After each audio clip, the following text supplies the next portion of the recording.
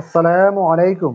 Let's talk about some expression for speaking in English. By the grace of Allah, আল্লাহর রহমতে, unquestionable, প্রশ্নই ওঠে না।